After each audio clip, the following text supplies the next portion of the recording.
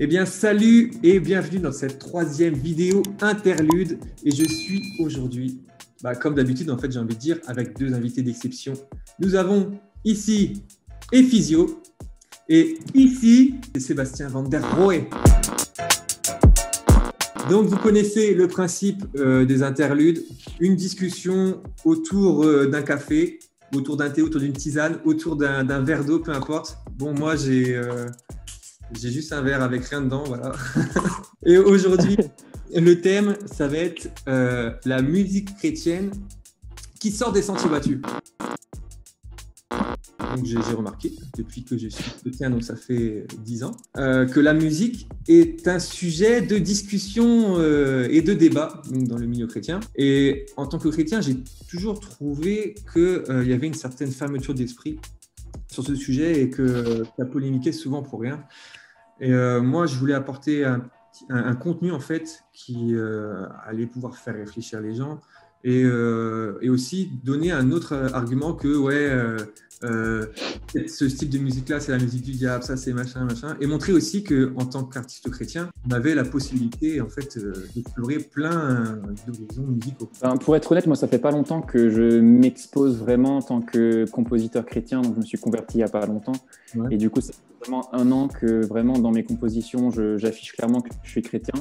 Et c'est quelque chose que qui m'a beaucoup inspiré de la part d'Ephysio, parce que quand j'ai commencé à écouter ses compos, clairement on voit qu'il est chrétien, que voilà, il expose sa foi, et j'ai trouvé ça très courageux, donc ça m'a vraiment quelque chose qui m'inspire. Du coup, voilà, je commence seulement à m'exposer, mais je pense qu'il y a un moment où il faut vraiment y aller. Après, par rapport au style de musique, moi j'aime le métal. Ouais. Je kiffe le métal, je kiffe la musique épique. Et c'est vrai qu'on a souvent ces a priori dans le monde chrétien de voilà, un certain type de musique plaît à Dieu. Et franchement, tout dépend de ton cœur en fait. Franchement, tout dépend comment ton cœur est placé. Il y a des groupes de métal chrétiens qui sont ouf, qui sont une telle foi et qui sont vraiment à fond pour Dieu. Et je pense pas que Dieu soit sélectif là-dedans. Mais après, bien sûr, faut quand même faire attention à ce qu'on fait, parce que justement dans le métal, il y a ce risque de tomber en fait dans le côté dark. J'ai envie de dire. Ouais. C'est difficile en fait de garder cette lumière, de la transmettre dans un univers qui est si sombre et qui peut être néfaste, je pense. Un peu comme dans tous les styles de musique, je pense, où il y a toujours, toi, quand tu prends un style de musique, il y a toujours moyen d'en faire quelque chose de sombre. Et même, j'ai envie de dire, même dans le worship, même dans la louange, parce que tu peux très bien faire du worship et le faire non pas pour la gloire de Dieu, mais pour ta propre gloire, qui en revient à dériver le truc. C'est pareil, par exemple, le métal, tu prends l'exemple du métal, le rap aussi, qui est très attaqué, où forcément l'image des gens pour le rap, ils voient ça comme quelque chose de la drogue, les filles, mais tu peux aussi en faire quelque chose d'autre. Si je peux me permettre une petite parenthèse par rapport à la question que tu as posée au début par rapport au style chrétien, comment on le perçoit aujourd'hui. L'art chrétien, en fait, il a toujours eu, quand on regarde dans l'histoire, plein de formes différentes. C'est-à-dire que même du temps par exemple, du roi David, qui est le pilier de la musique liée connectée à Dieu, vraiment, qui est le pilier, c'était la lyre qui a été utilisée, c'était la harpe. Et ces instruments, ces mêmes instruments, on les retrouve dans les peuples de l'Antiquité, et on voit qu'il n'y a pas de code par rapport à ces instruments. On voit qu'ils étaient... c'est vraiment ce qu'on en fait, et on le voit dans l'histoire, en fait, que la musique, pour Dieu, elle a vraiment beaucoup de formes. Et je pense que c'est pas un problème en soi quand on regarde, même d'un point de vue biblique, en fait. Et comment t'appellerais, toi, la catégorie de musique que vous pouvez faire, toi et Sébastien? Après, je sais pas si vous vous rangez dans le même genre, mais il y a des similitudes, quoi. Alors, si tu veux, c'est vraiment appelé aujourd'hui, ils appellent ça la musique épique. Moi, j'aime pas trop dire que je fais de la musique épique, parce que le mot épique en soi, ça veut dire que c'est bien, en fait. Tu vois, c'est... Et c'est toujours, je préfère dire que je fais de l'orchestral, et parce que ça englobe, ça reste très large en fait. Ouais, parfois c'est difficile de décrire ce qu'on fait à des personnes qui connaissent pas ce style. Mais en général, je dis musique de film, jeux vidéo, dans ce style-là. D'accord. Voilà. Et du coup, toi, Ephysio, tu n'as pas que l'orchestral. Bah oui, en fait, j'ai commencé à la base, quand j'ai commencé la musique, c'était avec du rock, tu vois, en tant que chanteur. Et quand j'ai commencé l'orchestral des années après, j'ai mis pause sur le chant parce que l'orchestral me prenait beaucoup de temps. Et récemment, avec les styles émergents comme la trap ou même la pop de maintenant, j'ai vraiment été attiré par la forme. Je trouvais ça vraiment, vraiment trop cool. Et du coup, j'essaye, dès que j'ai un peu de temps, il y a moins de quantité que l'orchestral, puisque l'orchestral me demande énormément de temps. Donc, il y en a beaucoup moins, quoi. Je voulais rebondir sur un truc que tu as dit aussi tout à l'heure. Si on reprend bibliquement parlant, en fait, par rapport à la musique, et si on se remet dans le contexte de l'époque, il faut s'imaginer qu'est-ce qu'eux écoutaient, tu vois, aussi. Parce que souvent, les gens aiment dire, ouais, Dieu, il a créé que ce style-là, que ce style-là. Si tu réfléchis comme ça, ça veut dire qu'il faudrait que tu écoutes le style de musique que écoutaient les premiers chrétiens, du coup. Et c'était plus, des musiques orientales avec beaucoup de percussions que ce qu'on écoute, ce qui est agréé aujourd'hui dans les églises, c'est-à-dire le worship, très pop, très Céline Dion, tu vois. Et du coup, on pourrait même dire que le worship d'aujourd'hui, c'est mondain en termes de style de musique. Enfin, c'est ce que les gens aimeraient dire, puisque c'est plus inspiré de la pop, et à la Céline Dion, à la Hélène Segara, que de la musique chrétienne des premiers chrétiens, tu vois. Dites-moi ce que vous en pensez dans les commentaires. N'hésitez pas à réagir aussi. On fait avec la musique de notre époque. Et à l'époque, il n'y avait pas de pop, il n'y avait pas de... En fait, on est les psalmistes du XXIe siècle, en quelque sorte. On écrit les psaumes d'aujourd'hui avec ce qu'on a, en fait. Et on ne va pas retourner à faire de la lyre et du tambourin H24, les églises. Donc, on le voit, oui, je suis d'accord. Et on voit même, je reviens encore une fois, ces instruments-là, ils étaient vraiment partout, quoi, de l'époque de David, quasiment partout. Je veux dire, vraiment, même jusqu'à Rome, bien après.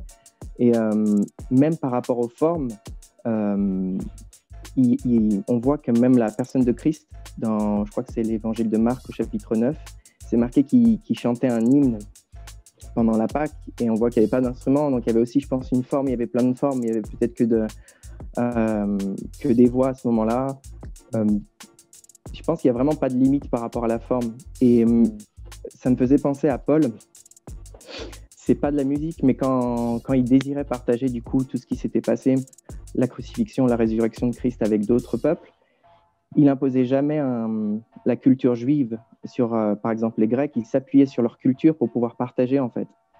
Et c'est ce qu'il a fait quand il était à Athènes, il me semble. Il y avait un autel qui était dédié à un dieu qui était inconnu. Les Grecs, ils avaient écrit ça.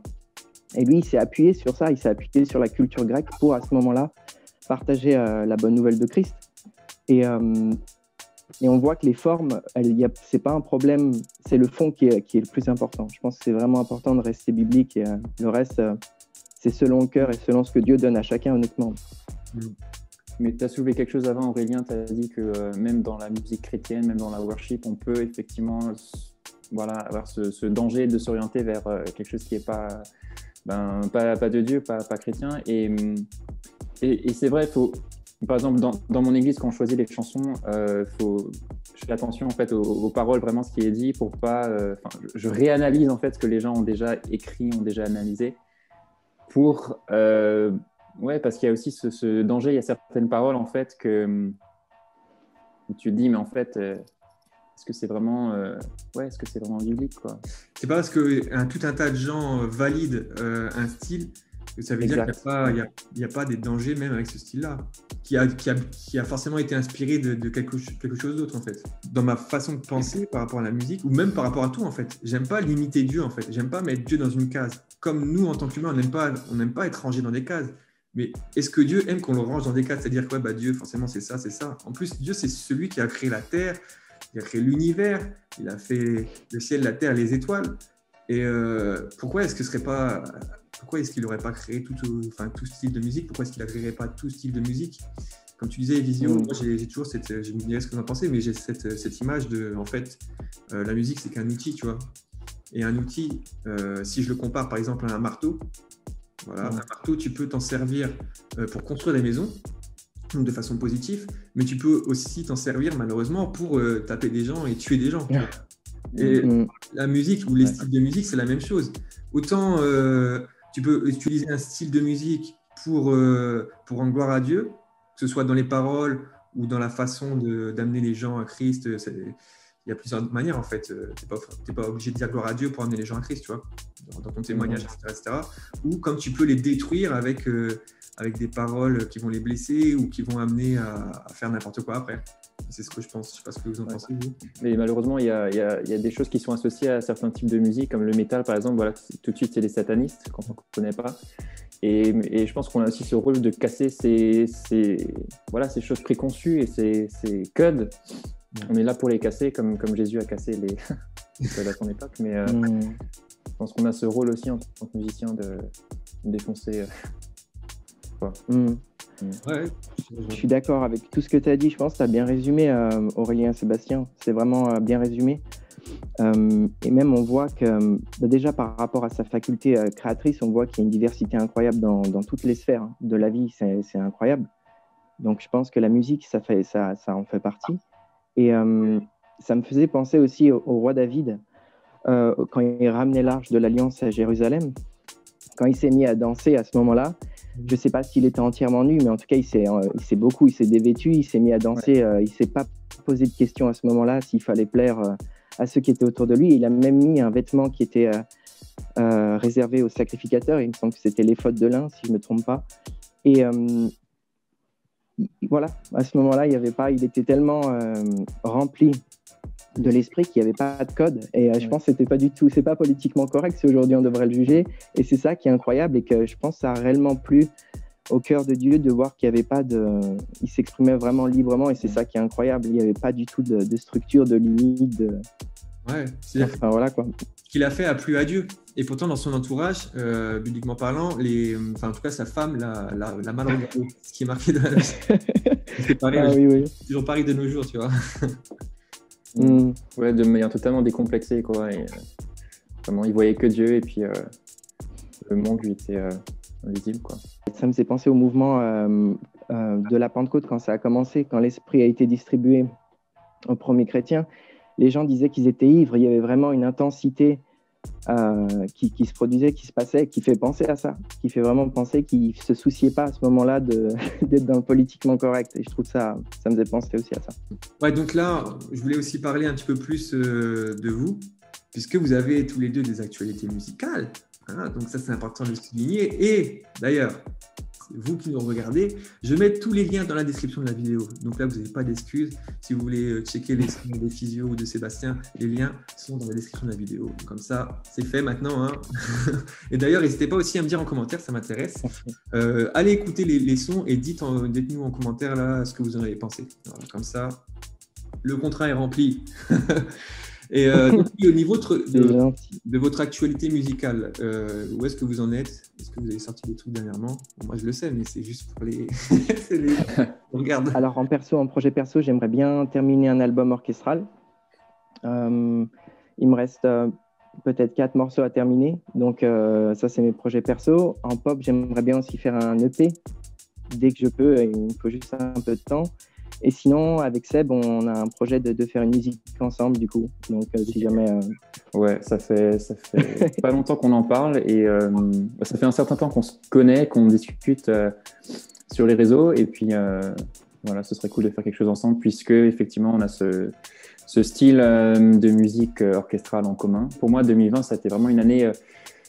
au niveau de la musique, il n'y a pas eu beaucoup de sorties, mais vraiment Dieu m'a beaucoup parlé durant cette année et justement il me disait mais Seb, pourquoi tu te limites? Pourquoi est-ce que tu ferais que de l'orchestral? Pourquoi est-ce que tu es pianiste? Pourquoi tu sors pas des morceaux de piano? Ok, je le fais. Pourquoi est-ce que maintenant voilà, il étend vraiment les styles et je me dis ouais en fait c'est pas parce que les premières compos que j'ai faites sont épiques que je dois rester dans ce style-là et que je peux pas toucher à l'électro alors que je suis plutôt un gars du métal. Il n'y a pas de limite pour Dieu. Et du coup, cette année, effectivement, il y a beaucoup de projets qui arrivent, notamment celui avec Ephysio. des projets très divers dans différents styles, encore du piano, encore de l'épique et autre chose que je n'ai pas encore dévoilé, mais j'ai hâte vraiment de les partager avec tout le monde. Et est-ce que vous, là, comme ça, je lance un message, parce que souvent, dans le milieu chrétien, les gens recherchent des compositeurs, tout ça. Est-ce que vous êtes ouvert aux collaborations s'il y a des gens qui nous regardent, là, qui recherchent des compositeurs? Est-ce que vous faites ce genre de prestations? Sébastien, je te laisse répondre toujours. Oui, bien sûr. On essaye de vivre de ça. Donc, bien sûr, s'il y a des projets chrétiens ou pas, je suis chaud pour bosser sur des films. La même réponse que Seb. Voilà, ceux qui me demandent toujours sur Instagram ou dans les commentaires, ouais, je cherche un compositeur. Ben voilà, il y en a 2 là. Là, ils sont là. Regardez, ils sont là. Donc, vous savez, lien dans la description de la vidéo. Une dernière question, parce que j'ai vraiment envie de savoir aussi, donc, en tant que compositeur, comment ça se passe, vous, quand vous faites, quand vous êtes dans votre processus créatif? C'est quoi vos étapes? Qu'est-ce que vous utilisez comme logiciel? Comment ça se passe? Alors moi, généralement, je commence toujours par les accords et la mélodie au piano, si tu veux. C'est très, très simple, juste pour me repérer. Ensuite, c'est la structure, tu vois, genre intro, couplet, refrain, couplet. Et après, c'est tout ce qui concerne l'orchestration et les arrangements. Donc là, ça prend beaucoup plus de temps encore. Après, c'est le mixage, le mastering. Et après l'envoi au distributeur. Généralement, c'est un peu comme ça que je procède. Pour moi, pareil, le piano. En général, ça commence par...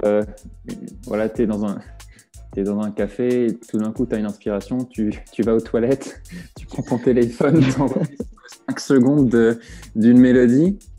Et après, quand tu es chez toi, tu la reprends, tu la joues au piano, tu essaies de trouver la bonne tonalité. Tu construis autour avec des accords et après on passe sur l'ordi. Moi, je travaille avec un arrangeur qui s'appelle Peter Crowley, qui est aussi un compositeur de musique épique. Donc, une fois que j'ai fait ma démo, je l'envoie à l'arrangeur et on travaille ensemble sur Zoom. On travaille ensemble sur la compo. Les instruments que vous utilisez, c'est des vrais instruments ou c'est de la MAO? Je bosse avec des banques de sons, Aurélien, du coup, des gens qui enregistrent des vrais violons, des vrais chorales, des vrais cuivres, tout ça. Et du coup, je bosse avec des banques de sons de différents développeurs. En gros, c'est comme ça que ça se passe. Toi, tu joues, tu déclenches juste ton violon avec ton piano. Oui, c'est ça. Pareil, il y a des choses qui sont vraiment très bien faites. Vraiment, le réalisme d'aujourd'hui est vraiment incroyable. Dans ces banques de sons, ils ont enregistré je ne sais pas combien de fois la même note, différentes intensités, différents styles. C'est un travail de fou qu'ils font et ça nous permet c'est assez cher, mais une fois qu'on a ces banques de sons, ça nous permet vraiment d'explorer, d'imaginer comme si on avait un véritable orchestre en fait. Ouais, parce que le son, on dirait vraiment qu'on est là et qu'en face de nous, il y a 50 musiciens. C'est impressionnant. C'est le mot de la fin. Merci, René. Beau travail. Merci beaucoup. Merci à vous deux. On arrive à la fin de cette interlude. J'espère que ça vous a plu. J'espère que ça vous a plu aussi, vous qui nous regardez. Donc, comme je dis depuis le début, tous les liens sont dans la description de la vidéo. Allez découvrir les musiques d'Ephysio, les musiques de Sébastien. Même quand vous priez, même vous pouvez mettre une petite musique comme ça, ou quand vous faites du sport, c'est des musiques qui sont inspirantes en vrai. Tu les mets, ça te procure des émotions et tu es là, même si on est un créatif, parce que moi j'aime bien, quand je fais des vidéos et tout, j'aime bien écrire, ça me permet d'avoir des idées, tu vois, ça me met dans un état d'esprit. Du coup, je ne peux que recommander d'écouter les musiques de chers amis. On est sur YouTube. Du coup, sur YouTube, qu'est-ce qui se passe? On demande aux gens de s'abonner, donc abonnez-vous. Abonnez-vous, c'est vraiment le moyen que vous avez pour donner de la force à la chaîne. Donc, abonnez-vous. Et puis, laissez un petit like aussi pour Sébastien et pour Ephysio, parce qu'il le mérite.